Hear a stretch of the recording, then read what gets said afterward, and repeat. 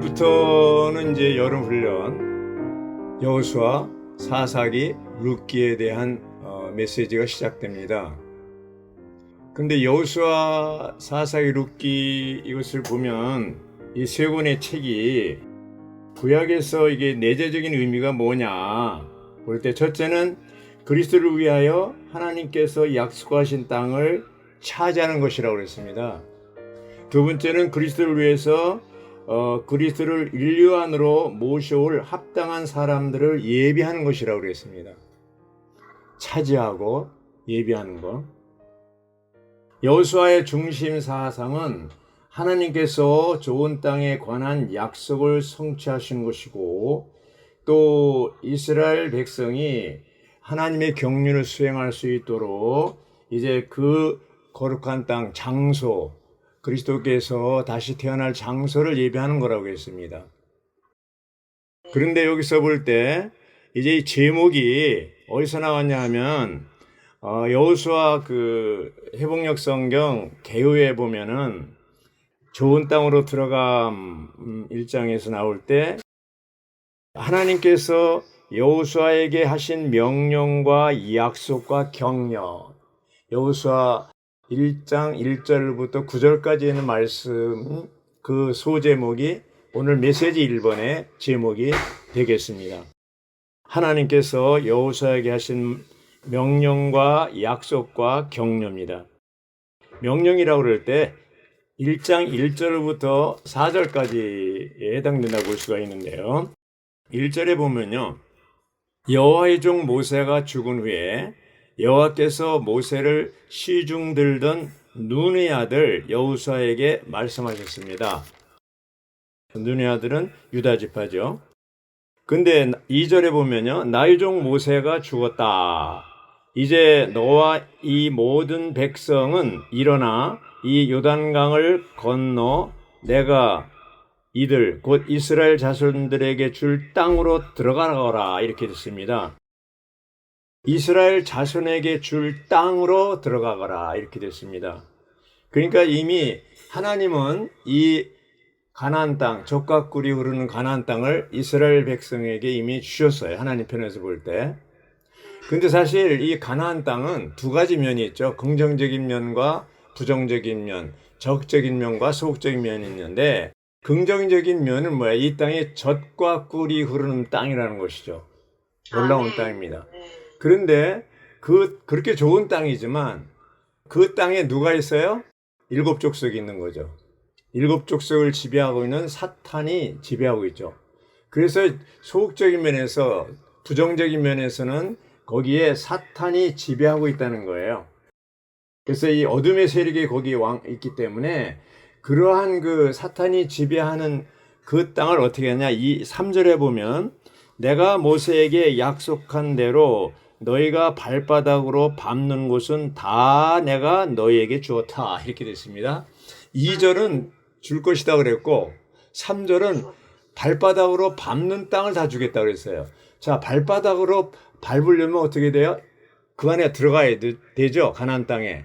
그래서 거기 있는 적들, 원수들, 흑암의 세력도 어둠의 세력 가운데 있는 7족속을 다 쫓아내야 되는 거예요. 주님은 주셨어요.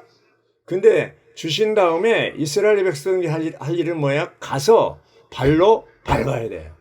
정복해야 됩니다. 정복해. 밟는 것마다 다 주겠다고 그랬어요. 자, 신약에 와서 그리스도는 어떤 분입니까? 바로 여호수아는 신약의 예수 그리스도의 예표라고 그랬어요. 좋은 땅도 예표이지만 여호수아 자신도 그리스도의 예표라고 그랬어요. 근데 그 여호수아란 말이 히브리어인데 신약에서 헬라어로는 뭐예요? 예수예요. 구약의 여호수아가 신약의 예수예요. 여호수아는 뭐예요? 여호와 구원자, 여호와의 구원, 이런 뜻이라고 그랬지 않습니까? 그래서 이제 이 여호수아에게 하나님은 모세에게 그동안 했던 것처럼 여호수아에게 놀라운 그 명령을 하고 계십니다. 근데 그 밟아야 될 땅의 범위를 알려주는데 4절에 광야 북쪽이죠. 또 레바논, 광야는 남쪽이죠. 레바논 북쪽이죠. 또 유프라데스 강 또 서쪽이죠. 그리고 또 뭐예요? 대해까지. 지중해 동쪽이죠. 서쪽이죠. 아까는 동쪽이고. 그래서 동서남북의 범위가 엄청나게 넓어요. 그걸 다 주셨어요. 하나님 편에서. 근데 조건문에 밟아야 돼요. 거기를. 발로 밟아야 이스라엘 땅이 됩니다. 오늘날 우리들이 그리스도는 이제 이 가나안 땅에 좋은 땅이신 그리스도는 모든 것을 다 성취하셨어요. 모든 것을 성취하셨어요. 모압 땅에서 이스라엘 백성들이 요단강을 건너서 정복을 해야 될 입장인 것처럼 오늘날 우리 믿는 이들은 이미 예수님께서 정복하고 다스리고 있는 모든 것을 성취하신 것을 취하려면 우리도 뭐예요? 좋은 땅이신 그리스도를 추구하고 취해야 돼요. 얻어야 돼요. 소유해야 돼요. 소유하지 않으면 우리 것이 안 되는 것이거든요. 안 되는 것이죠. 자, 그런데 이제 여호수아는 보니까 그렇게 다 이제 명령하셨는데 또 약속을 하셨잖아요. 5절은 약속입니다. 너희 일생 동안 아무도 너와 맞서지 못할 것이다. 그리고 내가 모세와 함께 하였던 것처럼 너와 임재죠. 너와 함께 하여 너를 떠나지도 않고 저버리지도 않을 것이다. 야, 놀랍습니다. 5절은 이렇게 하시고요. 9절에 가서는 뭐라고 그랬어요? 네가 어디를 가든지 여호와 너희 하나님이 너와 함께 할 것이다. 임마누엘이죠. 함께 한다는 것이죠. 예. 자, 이제 이렇게 해놓고 6절부터 9절까지는 격려를 하죠.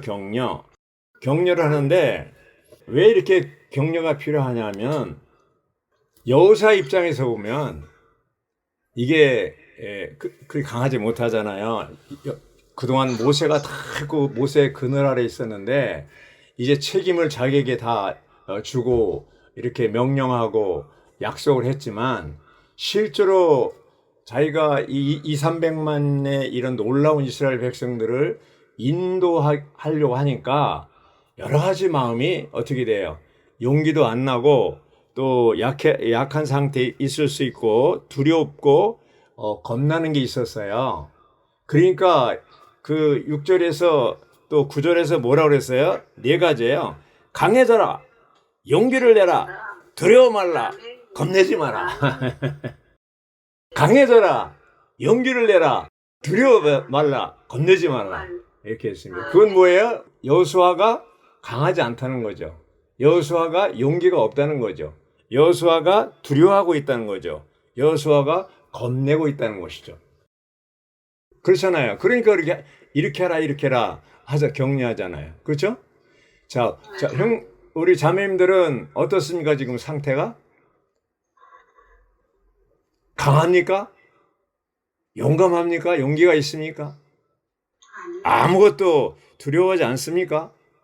겁내지 않습니까?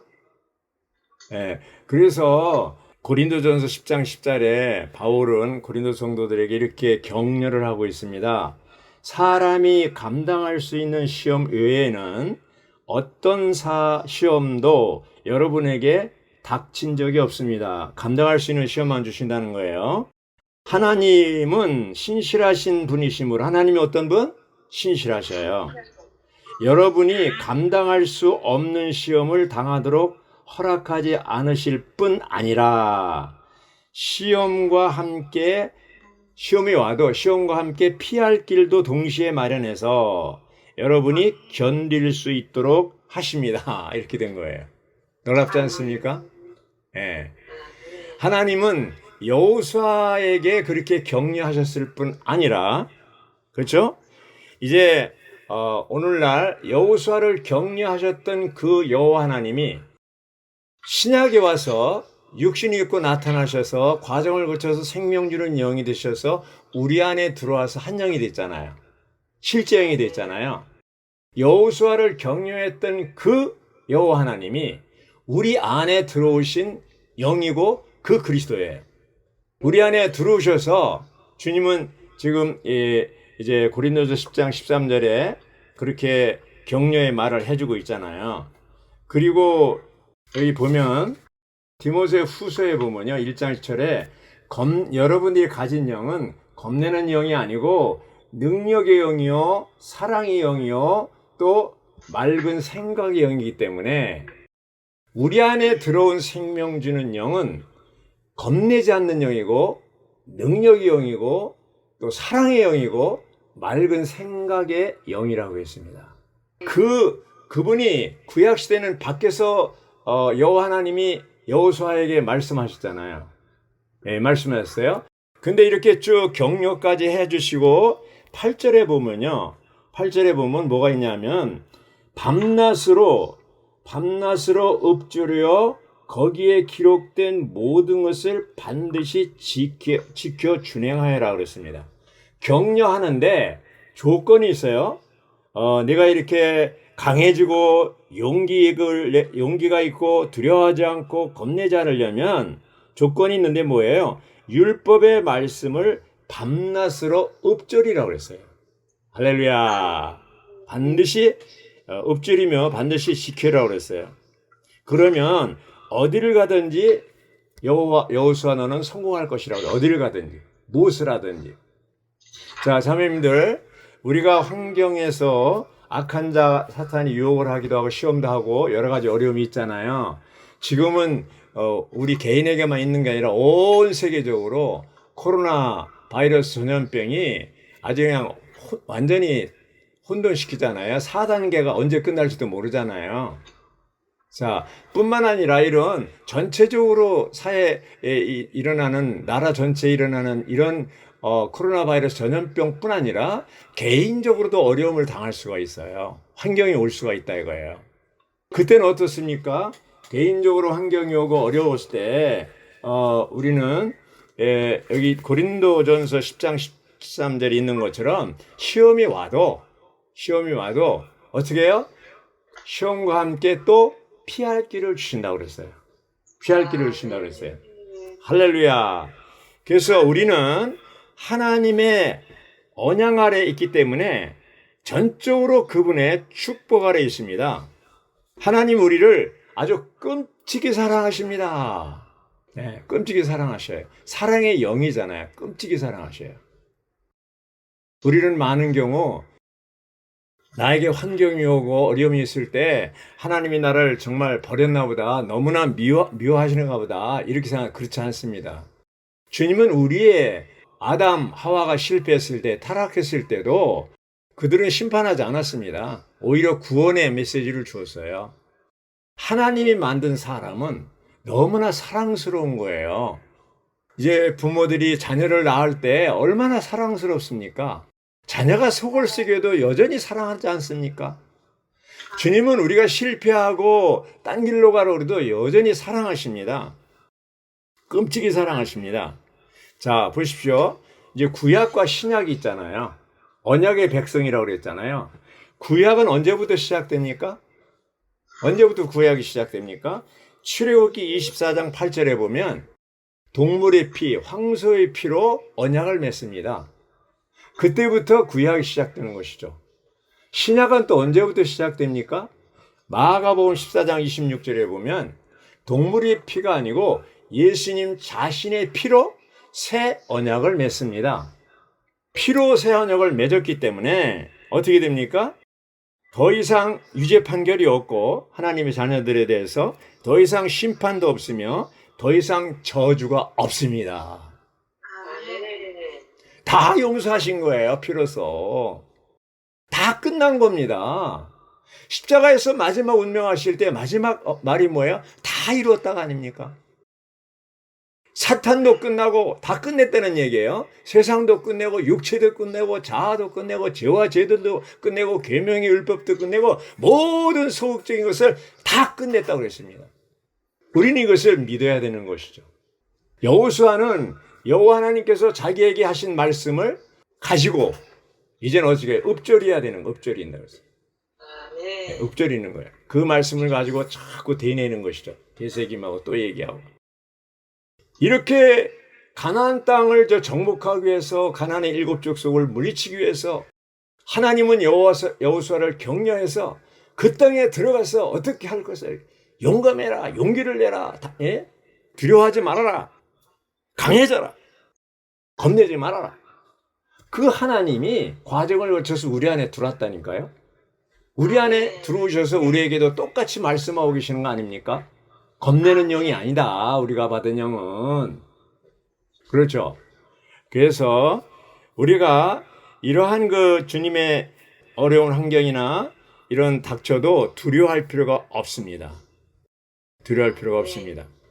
우리는 이제 믿음 안에서 믿음으로 이러한 모든 환경을 극복하고 이길 수가 있습니다.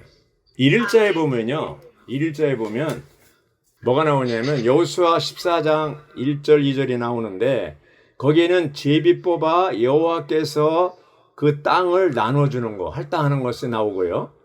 또 그것을 이제 신약에 와서 바울은 골로새 1장 12절에서 할당된 몫이라고 그랬습니다. 이 할당된 몫이라는 것은 여호수아 14장을 배경으로 하고 있는 겁니다. 좋은 땅은 그리스도를 예표하고 여호수아도 그리스도를 예표했다고 그랬잖아요. 좋은 땅이신 그리스도를 신약에 와서 우리가 뭐예요? 그 몫을 분깃을 누리는 거예요. 우리 것으로 취하는 거예요. 거기서 우리 것으로 취하려면 뭐가 필요해요? 그분을 받아들여야 돼요. 영접해야 됩니다. 예, 영접해야 됩니다. 그래서 2장 6절에 골로새 2장 6절에 주 예수님을 받아들였으니 그분 안에서 행하십시오. 이렇게 되어 있습니다. 받아들였다는 게 뭐 영접하는 거 아닙니까? 영접하는 겁니다. 주님이 내 안에 들으셨어요. 생명 주는 영으로 들으셨어요. 이제는 우리의 믿음의 창시자가 됐어요. 자, 구약의 원칙은 율법의 행위를 말하고 신약의 원칙은 은혜를 믿는 거예요. 믿음의 원칙입니다. 신약은 받는 거예요. 믿음이라는 게 뭡니까? 내 자신이나 내 자신의 상태를 믿는 게 아닙니다. 왜 열정탐꾼이 그렇게 불신했냐 하면 하나님의 말씀을 믿는 게 아니고 그들의 상태, 그들 자신을 믿고 그들의 상태를 믿었기 때문에 그들은 어떻게 됐어요? 심판받고 버림받았죠. 오늘날도 우리는 내 자신이나 내 자신의 상태, 환경을 믿어서는 안 됩니다. 그거는 가짜입니다. 그건 속이는 거예요. 자, 묻겠습니다. 요한복음 19장 30절에서 다 이루어졌다고 그랬어요. 죄가 끝났다고 그랬어요. 그러면 자매님들은 지금 죄를 져요? 안 져요? 저요. 네, 짓고 있죠? 그러면 그 짓고 있는 게 사실입니까? 요한복음 19장 30절에 죄가 다 끝났다고 한 그 말씀이 사실입니까? 진실입니까? 말씀이 진실입니다. 말씀이 진실이라면 나의 상태는 인정하면 안 됩니다. 우리는 설령 죄를 짓고 실패했어도 주님 앞에 나갈 수가 있어요. 예수의 피를 힘입어 담대히 나갈 수가 있고 우리의 죄를 자백하면 그는 미쁘시고 의로우사 신실하시기 때문에 미쁘시다는 건 신실하다는 거 아닙니까? 우리의 죄를 다 용서하신다고 그랬어요. 이미 십자가에서 다 용서하셨어요. 그러므로 사탄이 우리를 송사하고 괴롭혀도 그거에 대해서 우리는 받아들이면 안 됩니다. 그래서 이제 이기는 자가 되는 것을 얘기할 때 요한복음 12장 10절에서 뭐라고 그랬습니까? 마귀가 밤낮으로 우리를 송사하고 그러는데 우리는 그 마귀의 송사를 이기려면 어린 양의 피, 우리 입에 증거하는 말로 마귀 참소를 이길 수가 있습니다. 밤낮으로 우리를 참소해요. 밤낮으로. 낮에만 하는 게 아니라 밤에 잘 때도. 그래서 마귀 참소를 받으면 잠도 못 자요. 생각에 꼬리를 물다 보면. 그런데 주님은 십자가에서 다 끝난 거죠. 끝났습니다. 이것을 읍절이라는 거예요. 말씀을.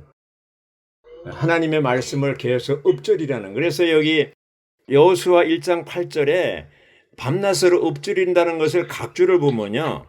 각주를 보면 뭐라고 그랬냐면 시편 119편 15절을 인용하고 있습니다. 그리고 이제 그 읍절이고 그 전에 뭐라고 그랬냐면 1장 2절입니다. 1장 2절에 각조에 보면 이런 게 있어요. 하나님의 경륜 안에서 그리스도의 인격을 위해서는 한 백성이 그분의 계보를 형성하여 그분을 인성안으로 모셔올 필요가 있다. 그리스도의 왕국을 위해서는 땅이 필요하다. 그리스도의 인격을 위해서는 계보를 형성해서 그분의 인성안으로 모셔올 필요가 있고 그분의 왕국을 위해서는 땅이 필요하다고 그랬습니다. 그리고 나서 여기 이제 8절에 보면 시편 119편 15절을 얘기하고 있는데 거기에 뭐가 나오냐? 읊조리는 것이 뭐냐? 이것을 자세히 설명하고 있습니다. 제가 각주를 보겠습니다. 이것을 오늘의 양식에 이 각주 있는 대로 그대로 소개했더라고요. 읊조리다. 흠정역 성경에서는 묵상하다로 번역됐고요. 읊조리다에 해당하는 히브리어 단어는 의미가 풍부한데 경배하다, 자기 자신과 대화하다, 크게 말하다 라는 뜻을 함축한다. 말씀을 읊조리는 것은 주의 깊게 숙고함으로 말씀을 음미하고 누리는 것이다. 기도하고 자신에게 말하고 주님을 찬양하는 것 또한 말씀을 읊조리는 것에 포함할 수 있다. 하나님의 말씀을 읊조리는 것은 하나님의 숨인 하나님의 말씀을 누리는 것이며 그렇게 하여 하나님을 주입받고 하나님을 들이마시며 영적인 자양분을 얻는 것입니다. 국어사전에는 읊조리는 것이 시를 음미하는 거라고 그랬어요. 자, 이제 여호수아는요. 가나안 땅에 가서 정복할 때 그는 밤낮으로 이 하나님이 주신 말씀을 읊조려야 되는데 2차 대전 때 그 패튼 장군이라고 있어요. 유명한 전차 군단장인데 독일의 몽고메리와 함께 싸울 때 그 사막의 여우라는 몽고메리를 이긴 사람이 패튼 장군인데 그 사람이 참 영화이긴 하지만 멋지게 뭐냐면 길을 가면서 전쟁을 하면서 시편 23편을 읊조리는 거예요. 여호와는 나의 목자신 이렇게 하면서 막 시를 읊으면서 즐기는 거예요. 그러니까 그건 뭡니까? 그가 여호와를 의지하고 있다는 거예요. 아마도 여호수아도 이 가나안 땅에서 전쟁을 할 때 길을 가면서 말씀을 읊조렸을 거예요. 이렇게 되뇌이고 또 얘기하고 여호와께서 용감하라고 그랬지. 담대하라고 그랬지. 또 두려워하지 말라고 그랬지. 강해져라고 그랬지. 용기를 내라고 그랬지. 할렐루야. 당신은 나에게 말씀하셨습니다. 나는 여기서 담대하겠습니다. 용기를 내겠습니다. 이렇게 하면서 읊조리면서 싸웠을 거예요. 그래서 그는 결국 하나님이 주신 가나안 땅을 정복했습니다. 나중에 14장에 가서 그것을 다 나눠줬습니다. 14장에서 보면요. 1절에 이스라엘 자손이 가나안 땅에서 받은 유업은 이러하다. 이 유업은 제사장 엘라살과 눈의 아들 여호수아와 이스라엘 자손 각 지파의 조상 집안의 우두머리가 그들에게 주었는데 제비를 뽑아 여호와께서 모세에게 명령하신 대로 9지파와 반쪽 지파에게 나눠주었다. 이렇게 했습니다. 그대로 했잖아요. 이렇게 정복하고 할당할 수 있었던 것은 뭡니까? 여호수아라는 사람이 하나님의 율법의 말씀을 읊조리면서 정복하고 싸웠다는 거예요. 얼마나 멋집니까? 멋지잖아요.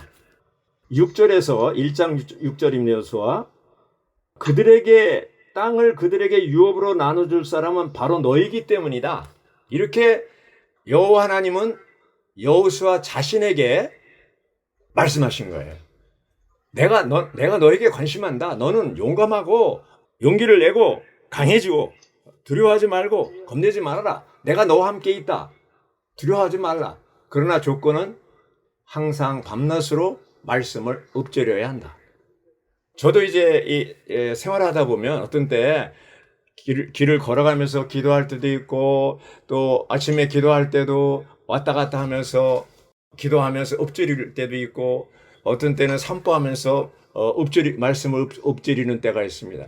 주님과 대화하기도 하고 이렇게도 하고 또 어떤 때는 참 마음에 답답함이 있으면 주님, 저는 그대로 얘기합니다. 주님 답답합니다. 이 말씀을 제가 전하기 위해서 많은 시간을 준비하지만 전하기 직전에 저는 주님한테 이렇게 얘기합니다. 주님, 준비는 제가 했는데요. 저 아무것도 모르거든요.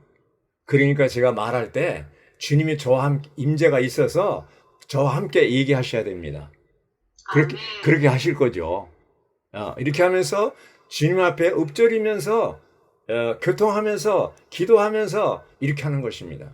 여기 메시지 보니까 플레이 리딩. 기도하며 말씀을 기도로 먹기보다도 엎드리는 것이, 구약에 엎드리는 것이 더 깊을 수도 있다고 그랬습니다. 그래서 시편 기자는 이런 그 시편 119편에서 15절에 엎드리는 거에서 이렇게 얘기했을 뿐 아니라 148절, 48절, 23절 이런 데서 계속 엎드린다는 말을 합니다. 우리 자매님들이 신앙생활 할 때, 믿음 생활할 때 말씀을 가지고 엎드리는 이런 습관이 있다면 매 싸움에서 모든 환경에서 이길 수가 있습니다. 할렐루야! 이길 수가 있습니다. 아멘. 그래서 구약시대는 밖에서 말씀했잖아요. 밖에서 말씀했는데 신약에는 그 안에 들어와 있잖아요. 2일자에 보면 아말렉이 나와. 아말렉은 뭐예요? 바로 이스라엘 백성들이 가나안에 들어가는 것을 방해하는 육체를 상징한다고 그랬잖아요. 아말렉은. 그렇죠? 그 아말렉이 오늘날 우리 안에 육체와 연결된다고 그랬잖아요. 육체와 죄와 세상과 사탄이 한 통속인데 육체가 끝나면 나머지 죄와 세상과 사탄은 맥을 못 춘다고 그랬잖아요.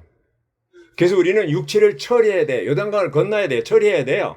처리받은 뒤부터는 이기는 생활을 할 수가 있는데 이 아말렉이요. 구약시대에 보면 에스더서 3장의 1절에 보면 아각 사람 함무다다의 아들 하만이 나와요. 그 하만이 누굽니까? 아말렉의 후손이에요. 하만이. 그래서 대대로 싸운다고 그랬어요. 오늘날 우리 안에 영이 들어왔는데 대대로 우리 육체가 끝날 때까지 싸웁니다.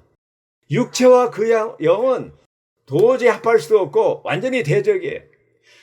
주님은 영이 되셔서 연합된 영 안에서 우리 혼안의 생각 안으로 침투하고 사탄은 육체에 거하면서 우리 또 생각 안으로 침투해서 우리의 생각이 전쟁터예요. 그러므로 우리는 생각을 새롭게 함으로 변화를 받을 필요가 있습니다. 우리는 빌립보서 2장 5절에 있는 것처럼 뭐예요? 그리스도 예수 안에 있는 생각을 품고 그리스도 예수의 생각으로 바뀌어서 이런 모든 싸움에서 이겨야 됩니다. 매일매일 우리는 전쟁터에서 육체를 처리해야 됩니다. 그러므로 우리는 연합된 영 안에서 살고 행하고 존재하는 삶을 살아야 됩니다. 아멘.